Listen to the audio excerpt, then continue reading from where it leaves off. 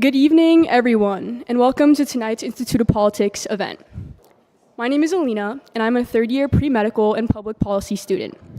I'm a highly engaged student here at the IOP. I serve on the Student Advisory Board, and I'm chair of our LGBTQ+ student group Spectrum.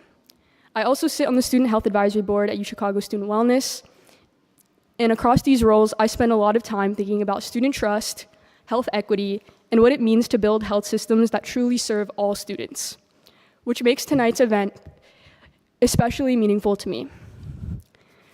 Today's event is titled Bridging Innovation and Trust, and it is an honor to introduce Dr. Susan Monarez tonight. Dr. Monarez is a globally recognized leader with over 20 years of experience in health innovation. Dr. Monarez most recently served as the director of the Centers for Disease Control and Prevention, following an early term as acting director. Before her leadership at the CDC, she served as a deputy director of the Advanced Research Projects Agency for Health.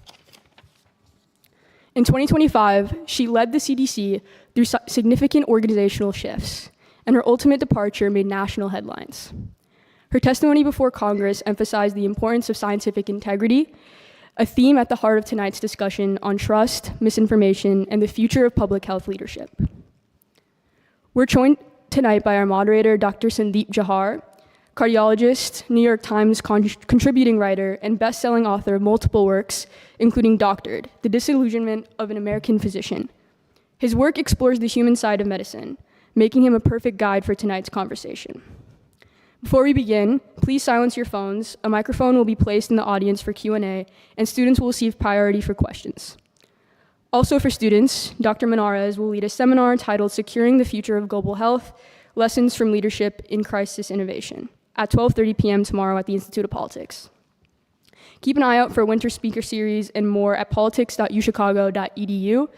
And now, please join me in welcoming Dr. Susan Monarez and Dr. Sandeep Jauhar.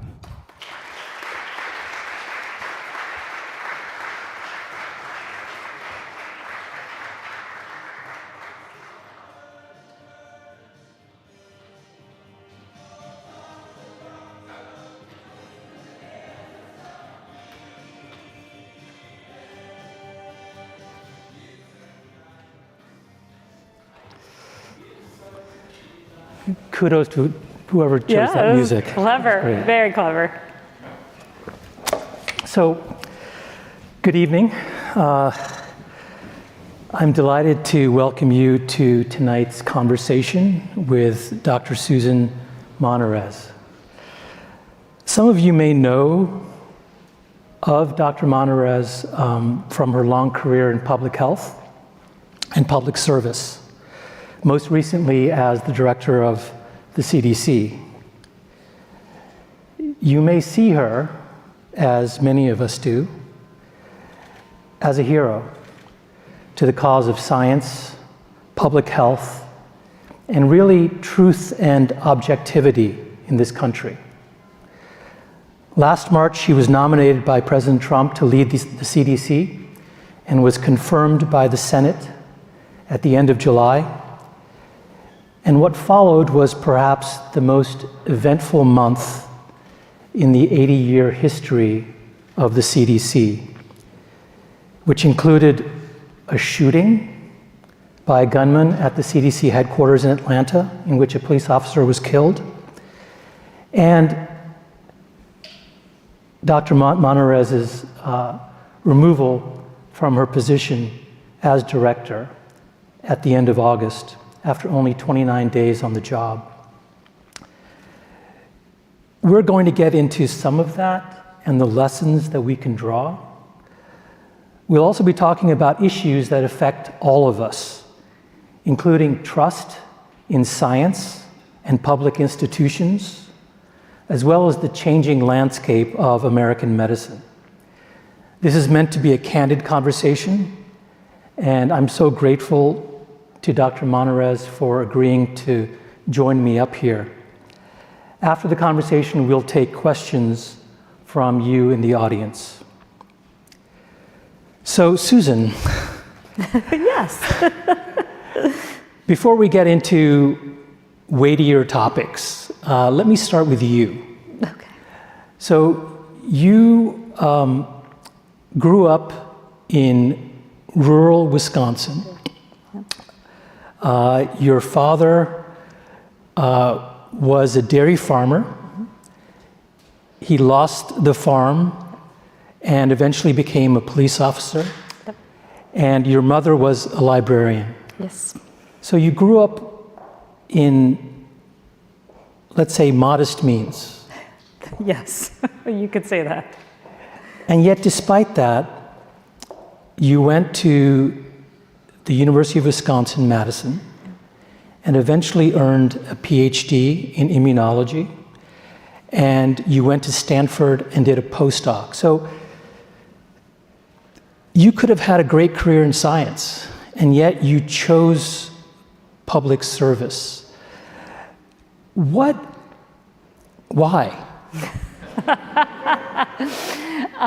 Well, first, thank you for agreeing to have this conversation with me. I really appreciate it. I appreciate everything that you've been doing, all your writings, and just your consummate professionalism in all things health. And I want to thank everyone for joining us tonight. I know there's lots of activities here in Chicago, and so I appreciate you spending some time with us tonight. It's such a good question. When I was at Stanford, I was really excited about the opportunities for health and innovation and health technology, and I was doing some really fascinating work. I won't get into the deep technical details, but it was really pioneering, looking at how to be able to diagnose individuals in austere environments, low middle income countries, pretty difficult areas, to make sure that we have adequate health care provision to people who need it and who are often left behind. That sense of service and contribution is one that I grew up with. It is one that I retained throughout my time in academia at the University of Wisconsin and at Stanford. And it's one that I kept with me, even when I was in a position I could have stayed in science and gone on the tenure track, although at the time the NIH pay line was pretty challenging, and I was working in unestablished fields. I was not, some of the grants that I had applied for, there was no one else publishing in that area, and so it was innovative, technically feasible, but not fundable. So there was already a little bit of a challenge there. But I could have gone and stayed in the private sector like so many of my peers did. And they went into the biotech revolution that was taking place in Silicon Valley in the Bay Area.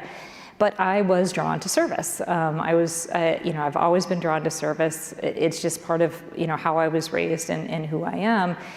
And when I was thinking about what comes next, I sort of had two tracks. One, I actually was very interesting. This is the first time I'm talking about this publicly. I had applied for two things simultaneously. I had applied for the Peace Corps, and I applied for a AAAS fellowship. And at the same time, the Peace Corps, I wanted to go and work in environments where I had been doing technical scientific research to help advance health in largely sub-Saharan Africa, but also in Central and South America, and wanted to continue in that regard. Or a AAAS fellowship, for those of you who aren't familiar, it's the American Association for the Advancement of Science, and it takes scientists and puts them into federal government and policy positions. And it just happened that the AAAS fellowship came through first. And so the Peace Corps process was taking longer. And so I took the AAAS fellowship and I joined the federal government. And it was an opportunity to continue to shape and to serve and to make sure that as I was now in a position of very sort of senior and influential positions, almost from the get-go, that I was attuned to how to deliver value and how to continue to serve in the public capacity. And so it just was something that it was never a question for me. It was never a doubt that I was going to continue in service. It was just a function of when and in what capacity. I mean, the list of agencies, the number of acronyms, I am absolutely shocked. I mean, you worked at BARDA, ARPA-H, Yep. OSTP, Yep. HRSA, Yes. and then the CDC. Yes. Oh, yeah, and there's a few others in there. I worked at HSARPA too, which is different than HRSA, but yes. Yeah. So that's incredible. Let me just ask you, what advice would you give students here today who are at the stage you once were, trying to make a choice between private sector work, government work? What should they be thinking about? Yeah, I love that, and I wish somebody would have asked me that, I think, at this time. No one asked. I sort of plotted my own course. The advice that I would give anyone who is curious about, this course that I've taken is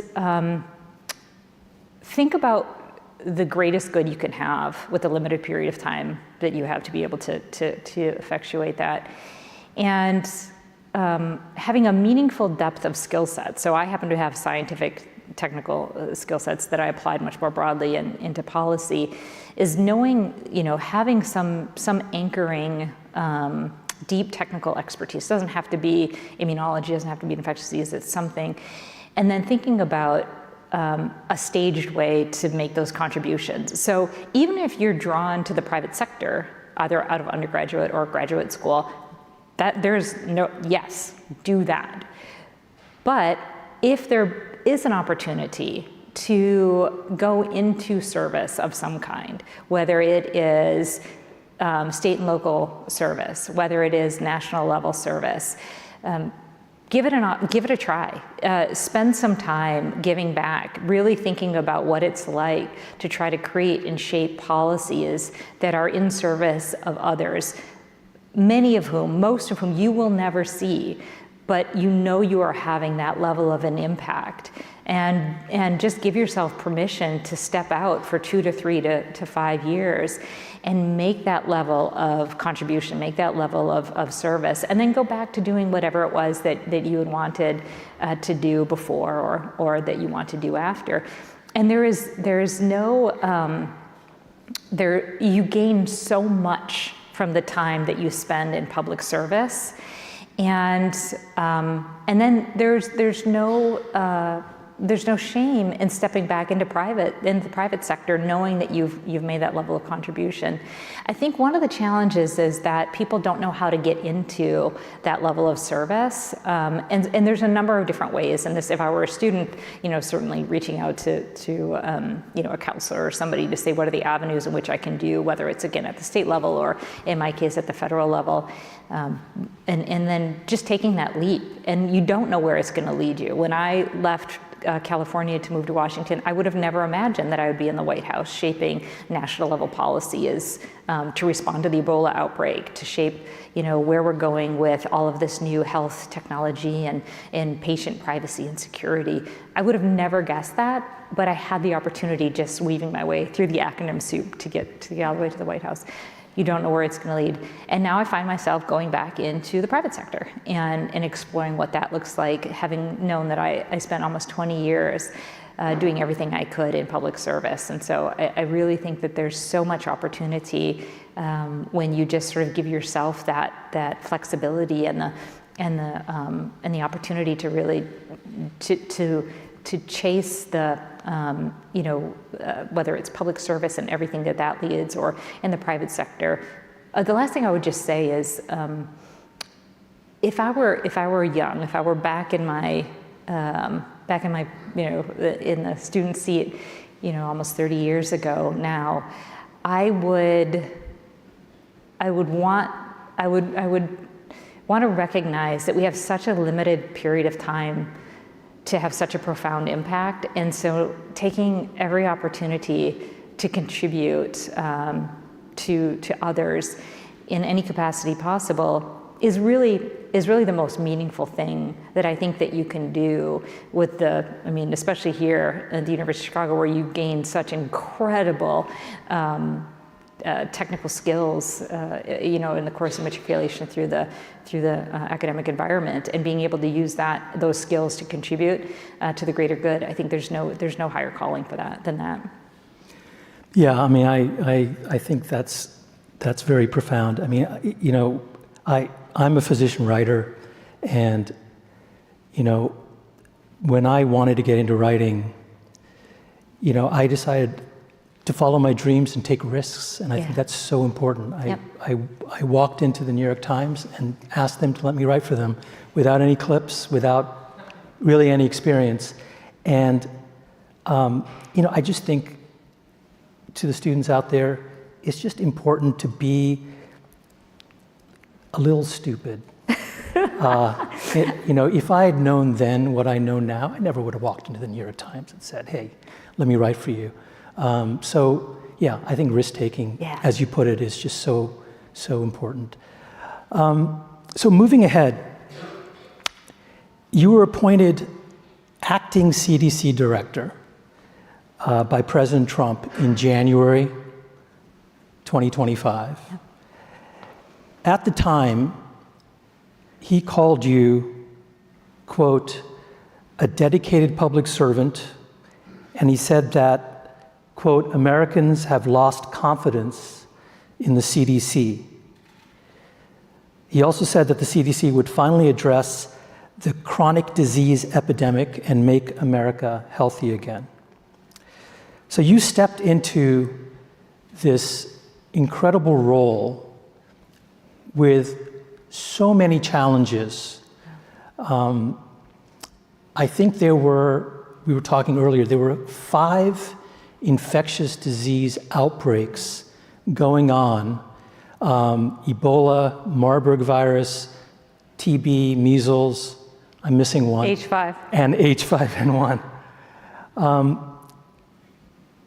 What were your goals when you were appointed, and what, in your view, are the obstacles to the CDC acting decisively to cope with outbreaks?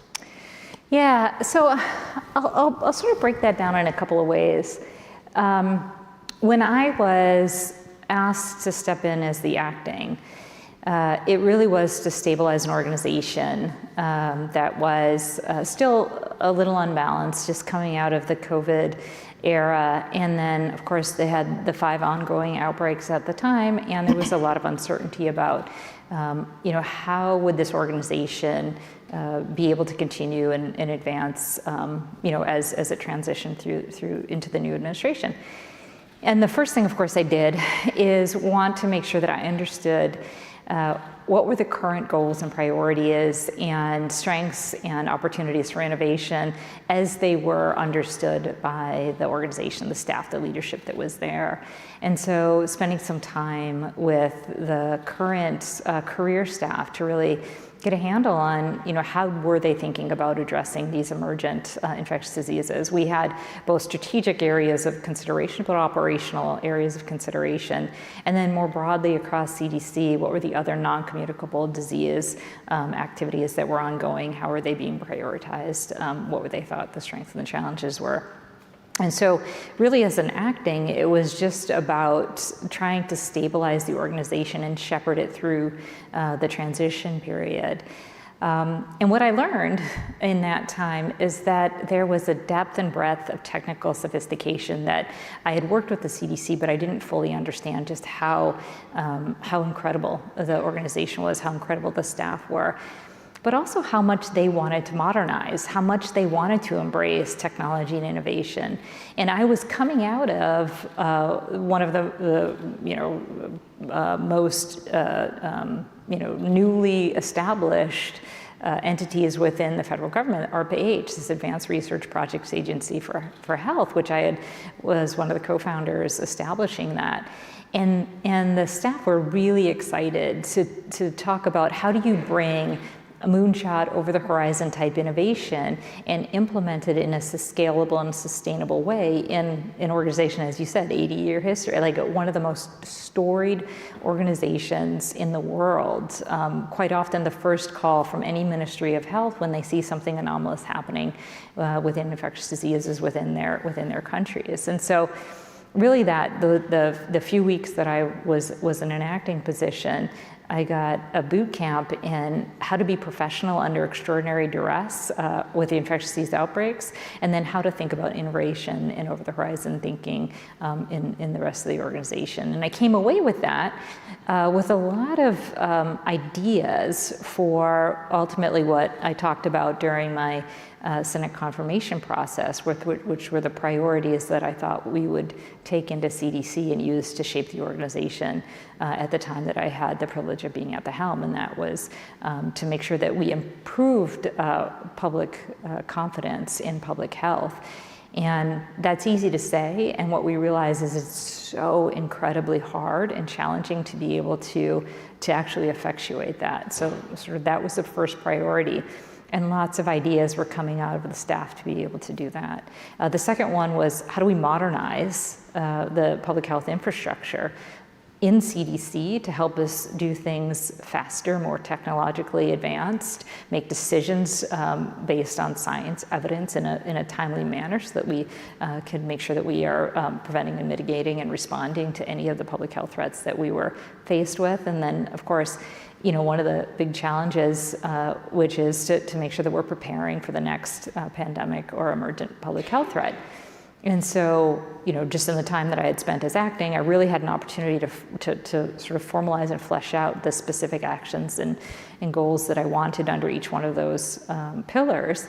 And that was what I was excited about coming into the time when I was actually going to take the helm. It was an opportunity of great inspiration, but also humility to work with such extraordinary public health experts. Yeah, I mean, I think what you're saying about innovation is so important because, look, let's be honest, the CDC has been criticized for being slow to respond to outbreaks, and there's a certain organizational, slowness. The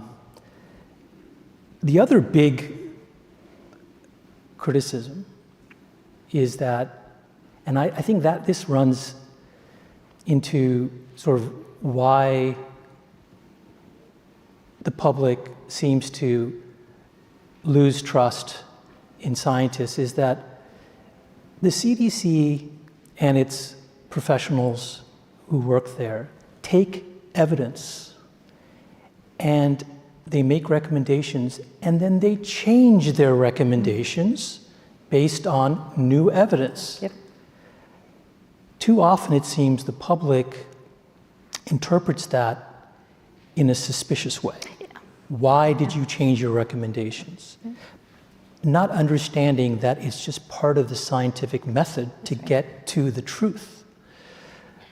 What do you think about that? How do we bridge those two perceptions? Yeah, one of the goals that I had, that I just alluded to, exactly to your point, is to be as transparent and open as we possibly could regarding the work that we were doing across all facets of CDC. And I sort of would break it down into these three functions, talking about what we know, how we know it, and then making sure that we're able to communicate when we know it.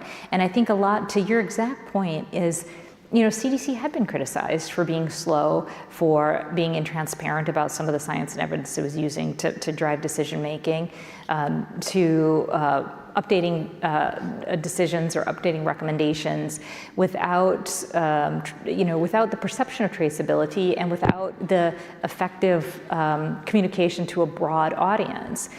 And again, what I will say is, in conversations with the technical experts at CDC, they fully recognize that. And what our goals were to be able to improve our transparency, our timeliness of communications, and when we were in those communications, to meet people where they were, not having someone need to have acquired a PhD in infectious diseases to understand a changing set of recommendations, or have a deep clinical background and being able to understand the technical depth of why a particular vaccine or therapeutic is now recommended for this or that kind of a distribution.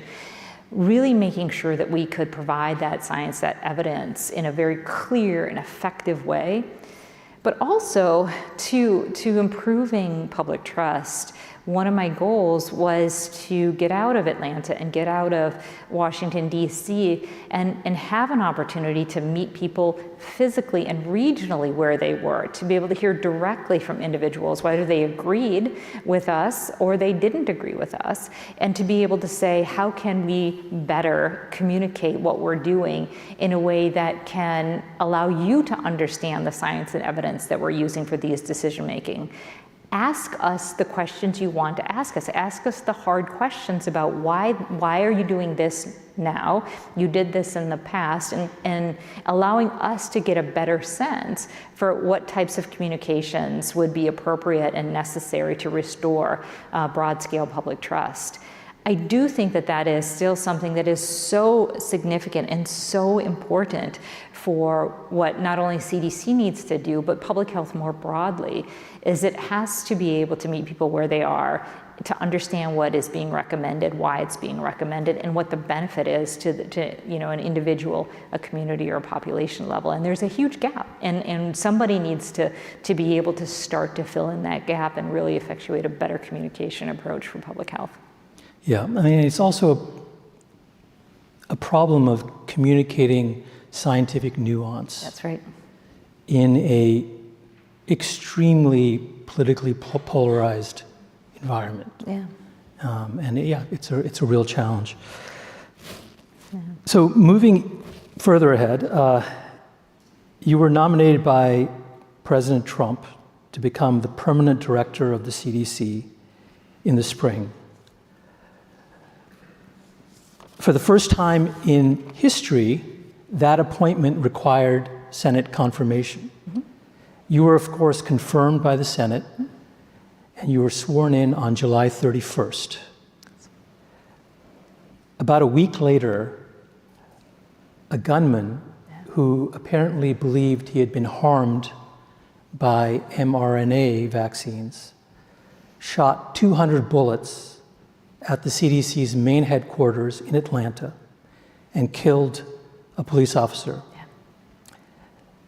This came only days after Robert F. Kennedy Jr., the head of the Health and Human Services, cut funding for mRNA vaccines. I'll let the audience draw their own conclusions about correlation or causation. But tell me about the days after the shooting. How did you cope? How did the professionals at the CDC deal with this? Yeah, I mean, to really understand my mindset in that time, I have to take you back to the Monday of that week with the shooting. So that Monday was the first day that I was at CDC headquarters after having been confirmed as the director of CDC. And I spent that week looking my staff members in the eye at our main headquarters campus, and then we have another large campus down in Atlanta. I met with thousands of them. I met them in the cafeterias. I met them in the hallways. I met them in I did pop-ins in their staff meetings. I had the opportunity to meet so many people, literally thousands of individuals on the campuses who were so excited to finally have a confirmed CDC director.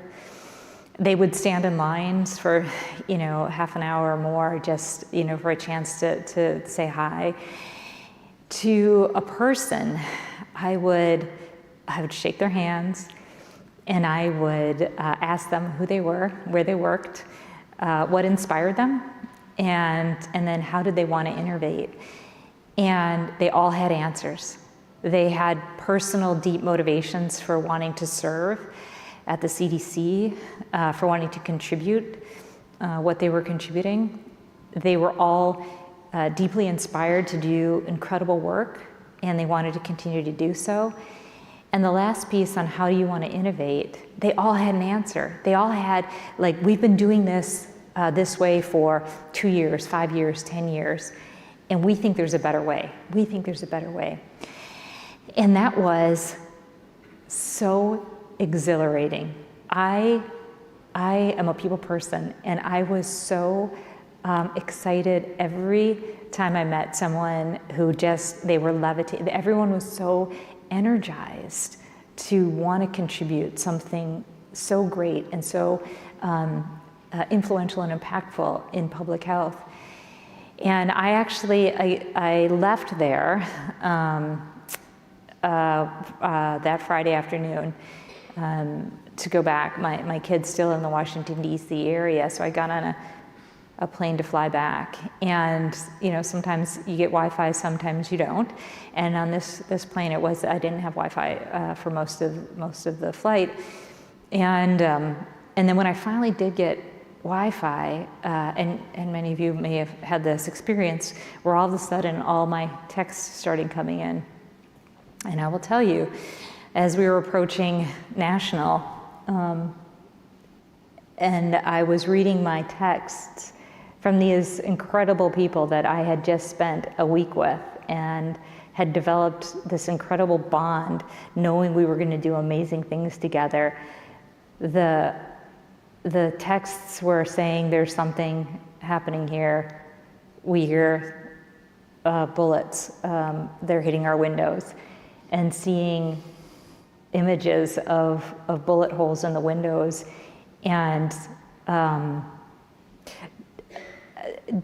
trying to understand, without being able to talk to anybody, what was happening at our flagship campus buildings.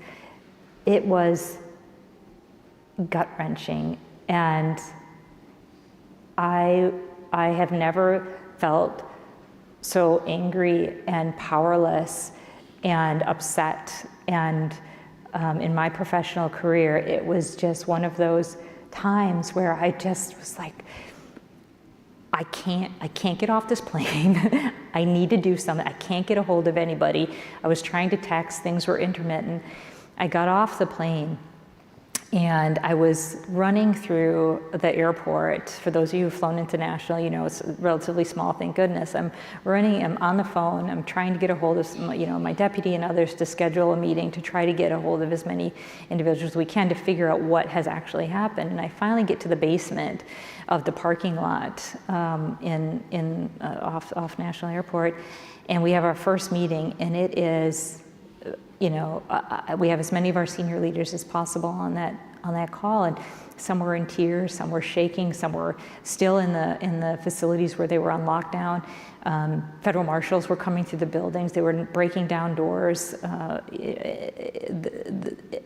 They had to go door by door, and many of the doors are locked and swipe access only, because there were so many bullet holes that had hit the windows in the buildings that they had to go literally room by room by room looking for individuals and casualties, which at that time we still didn't know. I was on the phone and in calls to almost 2 a.m. that morning, and then again starting at 6 a.m.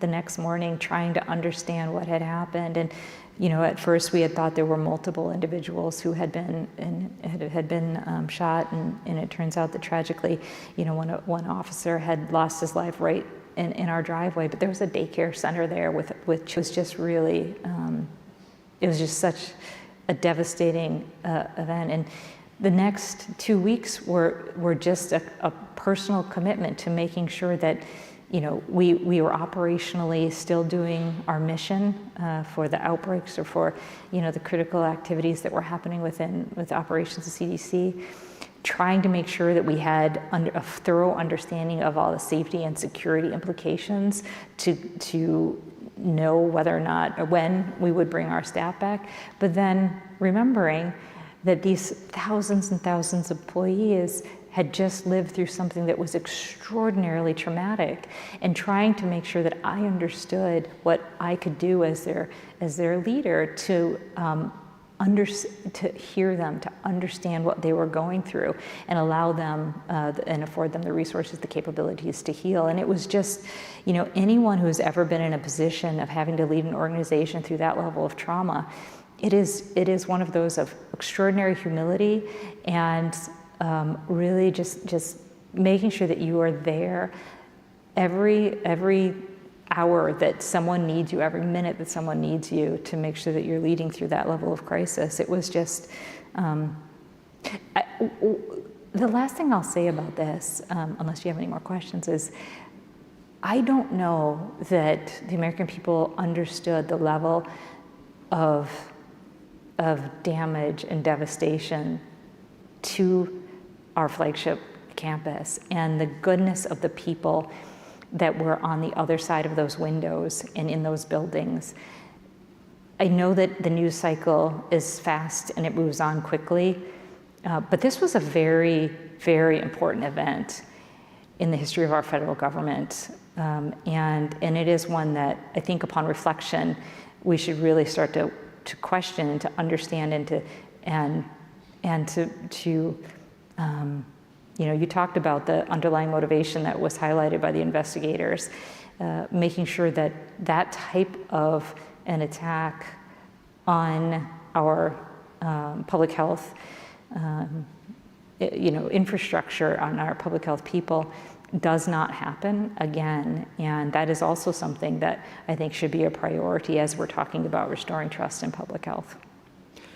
I've known people, doctors from medical school, from residency, who went and worked for the CDC. I know folks who went into the Epidemic Intelligence Service. They were some of the most committed, intelligent, socially conscious professionals I've ever known. And to think that they were targeted for doing their job to support public health, I mean, it's astounding. It is, and so in the aftermath of the shooting, one of the things I did was to sit down with a small commitment to restoring public trust. And it wasn't about shouting louder or anything flashy. It was about doing the hard work of demonstrating the value that the public health practitioners bring to their communities and to the population, and the ways that we could potentially do that better and on a broader scale, because none of them wanted anyone to have to go through what they had done, what they had to bear witness and had to endure during that shooting. And so I do think these are some of the most committed and compassionate individuals that anyone would have the pleasure to work with. And they remained so, even though they had first-person experience, again, with 200 bullets hitting our flagship campus. So the shooting happened on August 8th. Mm-hmm. And just 9 days into your tenure. Yeah. And 20 days later, you were out of a job. In Senate hearings that I listened to, you spoke eloquently and passionately about refusing to rubber stamp vaccine policy changes or to fire experts and replace them with political loyalists. In essence, you stood up for truth and science. When I think about what you did, I'm reminded of my medical school graduation when the commencement speaker told us, new medical school graduates, develop a value system.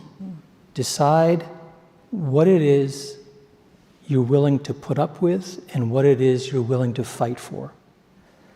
So, can you speak a bit about the values that guided you through that crisis? Yeah. I was very fortunate in the way that I not only was brought up, but then being in the scientific community for as long as I had been in, I was brought up, by my parents where, honor, truth, integrity, they were overriding factors just in everything that we did, with my brothers and I and my family that is how you comported yourself. Every day in every way, and being the daughter of a farmer, then a police officer, and a librarian who happened to also double as a philosopher and a poet. That was just the core and the essence of who I am. I think part of it is I've never sought superficial or materialistic gain. It's just not who I am. And I think because I'm clear of that motivation, that my motivation for taking this position in the first place was to continue public service. That's all I've wanted to do, and that was all I was planning on doing. And then the next layer onto that is being in the scientific community. I was very fortunate in the labs that I did research in, both at the University of Wisconsin and then at Stanford.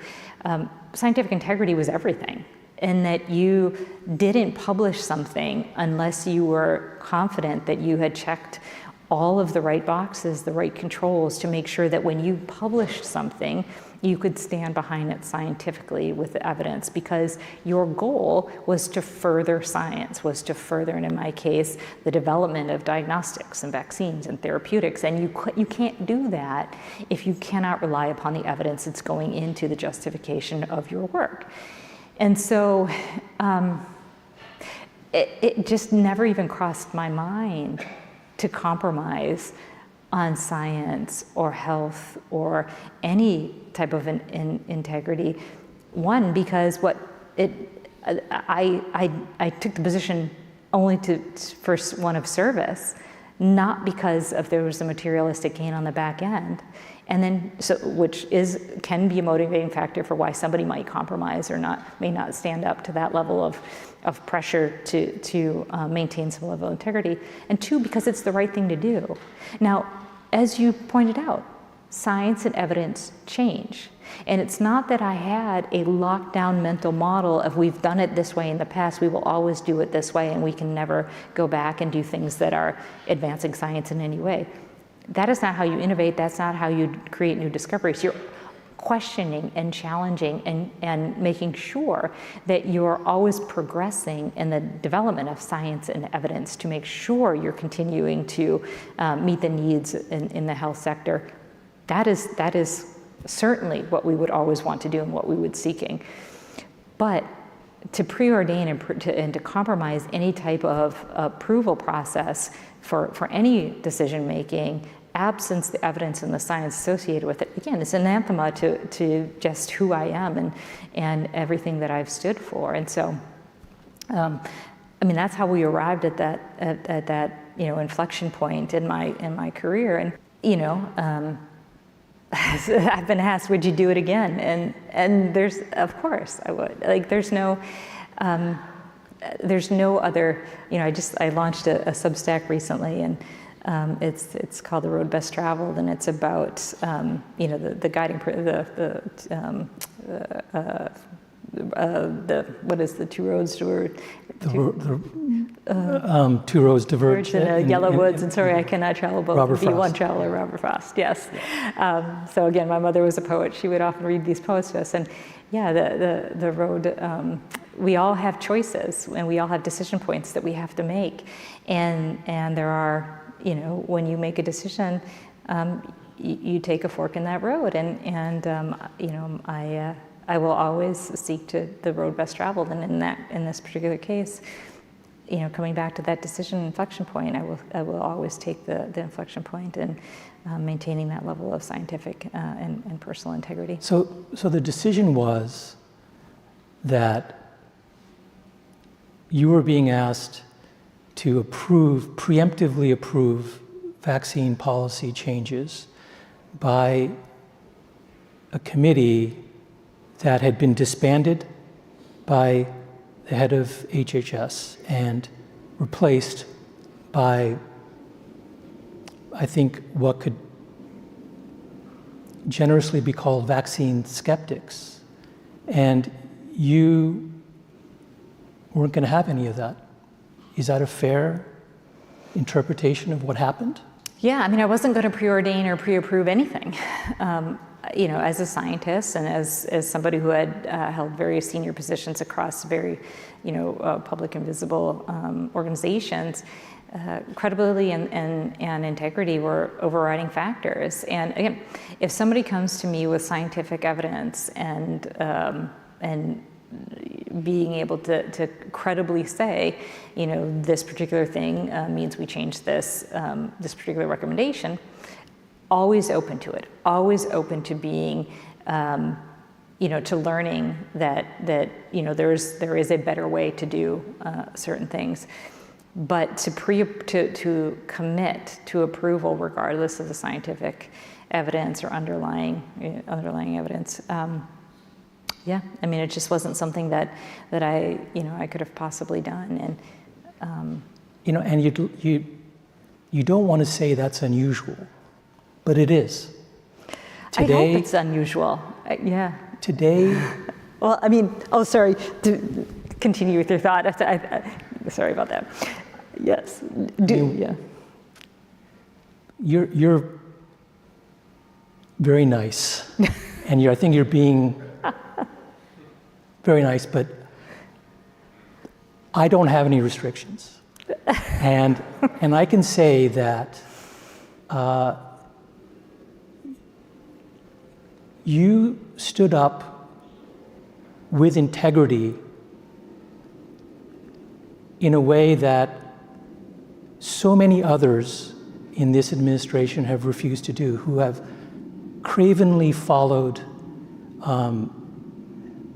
orders without standing up for expertise and what's right. And to me, that is so incredibly commendable that you gave up your job for integrity.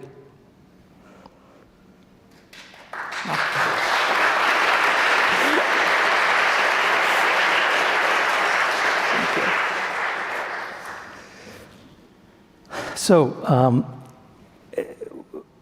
we don't have a lot more time, but I do want to just ask your thoughts about the erosion of trust. Recent polls have shown a declining confidence in doctors, scientists, and really the healthcare system in general. And I think it's not just about people, but it's a loss of confidence in the expertise that those people, healthcare providers, represent. During the pandemic, it was really more from the right, and now with some of the things that we've talked about, it's really coming from the left with really the brazen politicization of science in this government. So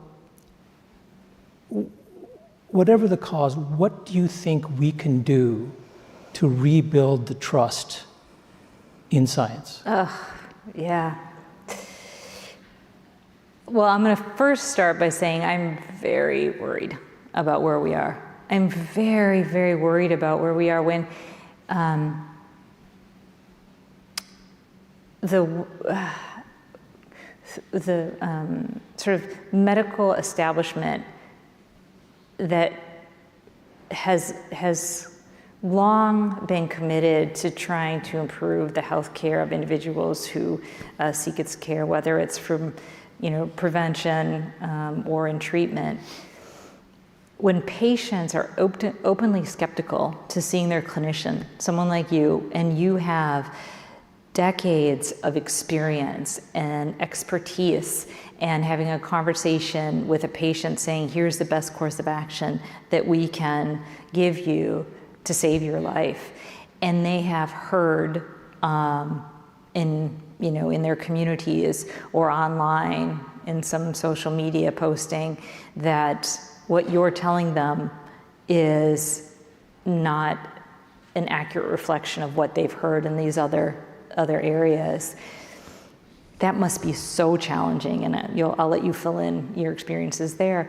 But if that is being replicated in homes and communities and clinical care settings all across this country, and that worries me when people will stop getting the care that they need to keep themselves healthy, to help their children stay healthy, to help their parents stay healthy. That is really worrisome. And the scale and the speed of inaccurate information is so profound and so permeating that I worry very, very much about the gains that we've made in health and WellSpan. We will start to see those eroded because people will be reluctant to get the right treatments or the right preventive measures that will keep them healthier.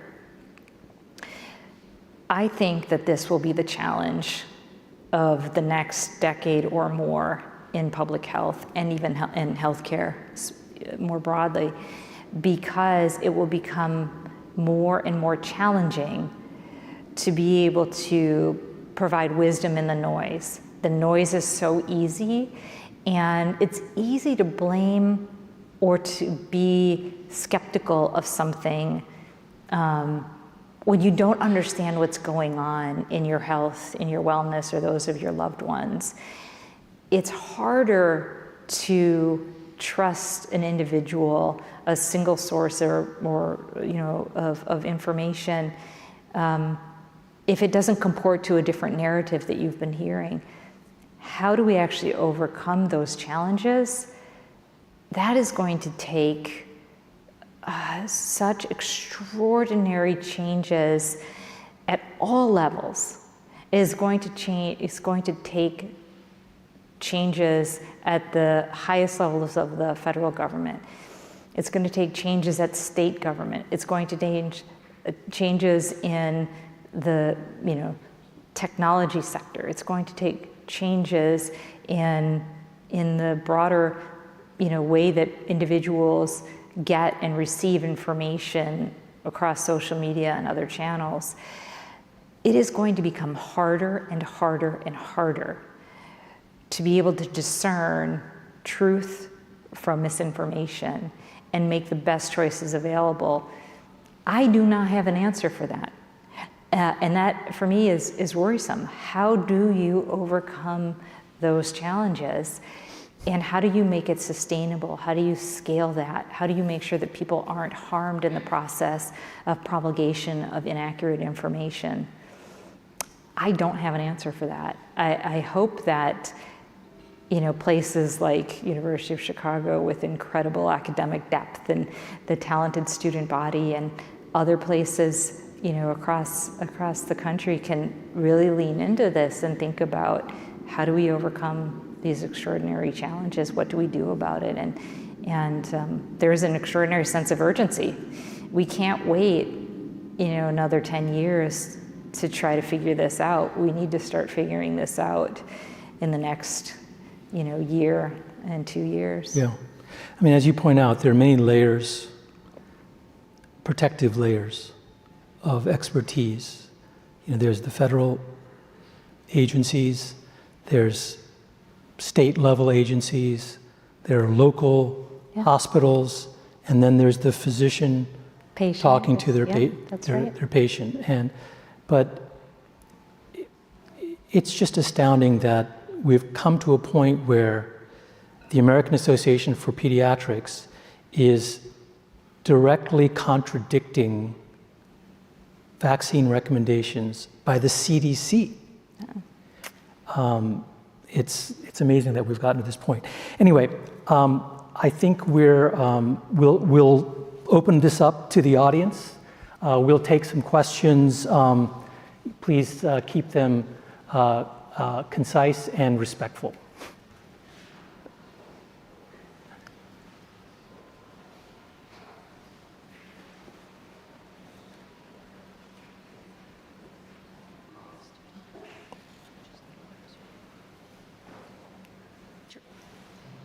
Hello.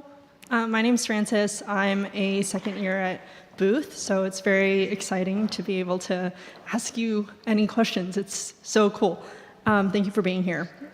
So my question is, earlier during your intro, you mentioned how there's an interest or appetite for innovation in federal health at the federal level, and I typically think of that as something that's associated with smaller, more nimble organizations.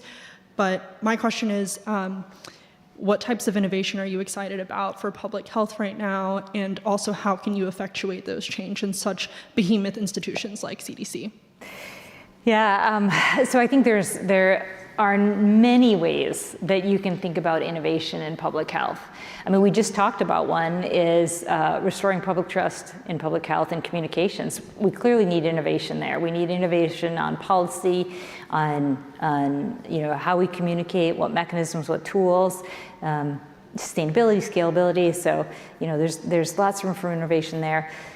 We also need innovation on how we think about collecting the data to really understand what's happening on the ground in public health at the community level, at the individual level, and how does that ultimately drive decision making to, if in the case of a pandemic or an emerging public health threat, how do you make sure that you're making the best choices to keep people safe? How do you make them quickly? How do you create new tools and technologies to mitigate emergent public health risk? How do we make next generations diagnostics, vaccines, therapeutics, all of that? There's great space for innovation. There's also anticipatory decision making to augment any type of intellectual or scientific capacity that's necessary to be able to further either it's a prevention or response to an emergent public health threat. We're seeing a lot of new tools and decision support capabilities that are being developed. There's so many different ways to think about innovation, from policy, from workforce, from tools and technologies. And what I love about the era that we're living in is that the innovation is coming from so many different places, whether it's Silicon Valley or the East Coast or here in the Midwest. There are no end of opportunities to be able to do things better, to contribute, better decision making and better sort of downstream public health interventions and clinical care. And it is such an exciting time on the innovation forefront, and hopefully some of that will be able to be incorporated into a lot of what the states are taking on and how they're supporting their populations. So there's so much to be done on the public health innovation space that it still makes me excited. It still keeps me energized, and I know that there will be a lot that's done over the next next several years and decades to come. Thank you. Hi, my name's Akshay Kirthi. I'm a third year in the college majoring in biology. Looking back retrospectively, do you think that the mass censorship that took place on social media platforms regarding people's COVID opinions, many of which have turned out to become true today because science changes, was a net negative towards public trust in science agencies? It's a really good question. So, really sort of unpacking that. The censorship, I think, we really need to be careful about how we think about, such a broad word, is, trying to make sure that there's a balance between information that is helpful and beneficial to the public as they're understanding what's happening. In this particular case, it was COVID. It could be, some other emergent infectious disease, and allowing people to be able to express themselves, as they see appropriate and necessary. There's always going to be sort of a striking balance between the two of those. It's where we have to think about, making sure that the science and the evidence that is supported by technical rigor and in the sort of scientific domains being developed there, it has a platform, but also allowing people to be able to express their questions and concerns, to be able to understand in a productive way, hopefully, what's happening around them. And that is the balance that we have to think about. And hopefully going forward, when we, and I've said this multiple times in a public setting, it's not a matter of if, it is a matter of when we have another emergent event like COVID. We see them with episodic nature every 2 to 3 years. There'll be something that emerges. And I think it's a very good question, is what do we do going forward to balance the communications of what we understand from a scientific and a technical standpoint, and still allowing people to express themselves or to question. And I don't know that we've hit the right balance yet, but it's certainly something that needs to be considered before we have the next event. Yeah, I mean, I think it's fair. It's a very fair question. And, there was probably some overreach during the pandemic with school closures and certain mandates for vaccines in certain populations. And I think that, no question, contributed to the distrust from many folks, especially on the right, toward the CDC. Hello, Dr. Monarez. Thank you for taking the time to be here today. My name is Sophia. I'm a third year in the college, and I'm studying economics and philosophy. And I was hoping to ask you about the increased intertwining of economic elites / economic players such as private equity, big pharma, other investor groups, insurance agencies in the government, especially in the form of lobbying efforts and donations. In your view or in your experience, how did that affect public health policy or the CDC? And how do you envision protecting the integrity of policymaking and science in this highly financialized world? We are seeing a lot of wealth that has been built up, whether it's in the pharmaceutical industries or the big technology industries. I will say that, when the short period of time that I was at the CDC, that did not have any particular influence on at least me in that leadership position. It is something we always have to think about, is, who is in a position of influence. That's not new to this administration. There's always been, influence coming from, individuals, whether, they're through lobbyists or through other means of, taking resources and putting them into a sort of space that can potentially influence the public decision making. It's a really important area to be aware of and to be thoughtful about. And you're a student, you're studying this. What I would always do, and what I do now in my own capacity, is when you're seeing an evolution in legislation or you're seeing an evolution in policy making, being able to try to think about who benefits from that change, and to think through, is it going to be a win or a benefit to a corporation, a larger entity, somebody who's going to be a downstream beneficiary of that. And if that's the case, that's something to be thoughtful about, something to be wary of. Or is it actually going to be of greater benefit to the American people? And I am concerned, and it's sort of independent of that, I am concerned about what's happening to hardworking Americans when it comes to the provision of health care. What we're seeing in terms of Medicaid, what we're seeing in terms of the ACA, or what we're seeing in terms of just the cost of private health insurance. The cost is doubling relative to the wage increases. I am worried about what that means overall to healthcare and the accessibility of quality healthcare to so many Americans that I do think that that's going to become a very significant challenge here. We've already known that access to high quality healthcare for many Americans who are in lower and middle incomes has been a challenge, and knowing whether or not that we're going to see an extension or an expansion of the inability to be able to get access to high quality, timely healthcare. I don't know, what are you seeing? No, I mean, having thought about these issues for a very long time, writing books about it, I think that, what we see in healthcare today is just increasing consolidation and monopolization. We see it in insurers, we see it in providers. Everyone wants to consolidate and get more power.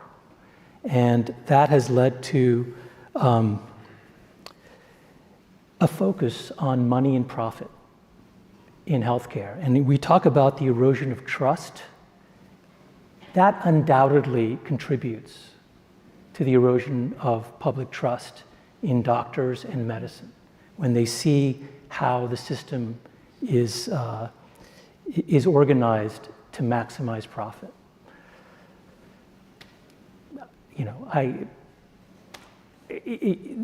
I don't necessarily know what to do about it. If I did, I would be talking to the King of Sweden. But no, it's incredible, and you make a very good point. We are running out of time, so I'm going to take one more question for Dr. Monarez. Hi, thank you so much, Dr. Monarez, for being here with us tonight. I'm so short. My name is Zena. I'm a fourth year majoring in political science and public policy with a health policy specialization. And I just wanted to ask you, with everything that's been said this evening, like as a non-science expert, what can I do besides just telling my family members and friends like to trust medicine and to trust the experts? What can I do career-wise or just like on a larger level of changing and restoring trust in CDC and public health? I love that question. The first thing I would say is don't trust for its own sake. When you are faced with an issue that you want to better understand so you can be an advocate, so that you can champion some particular issue for your family, learn about it, ask the right questions, get some confidence yourself so that when you are an ambassador of trust, it's coming from a position of knowledge and strength. Don't just trust for its own sake. That's part of the challenge that we're having, is that it's who do you trust and why do you trust them? And making sure that you have the confidence to trust what it is that you're promulgating. It becomes sort of a way that you can be sort of the ember of restoring trust in the circles in your families and cascading outwards. So that's what I would say. And then sort of on a broader, career trajectory, is it takes more than just scientists to be ambassadors of trust.